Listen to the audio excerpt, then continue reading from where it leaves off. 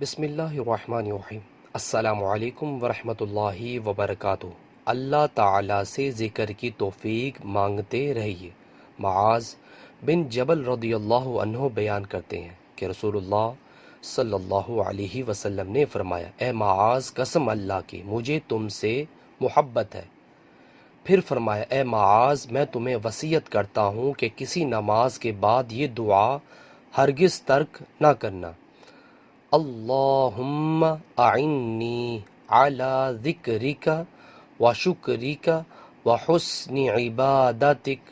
اے اللہ، اپنا ذکر کرنے، شکر کرنے اور بہترین انداز میں اپنی عبادت کرنے میں میری مدد فرما۔ ذکر کرتے ہوئے باوضو سونے کی فضیلت۔ معاذ بن جبل رضی اللہ عنہ بیان کرتے ہیں کہ رسول اللہ صلی اللہ علیہ وسلم نے فرمایا، جو شخص باوضو ہو کر اللہ کا ذکر کرتے ہوئے سو جائے اور پھر رات کو کسی وقت اس کی آنکھ کھلے اور اللہ سے دنیا و آخرت کی کوئی خیر مانگ لے تو وہ اسے ضرور عنایت فرمائے گا۔ اللہ کے ذکر سے دعائیں قبول ہوتی ہیں۔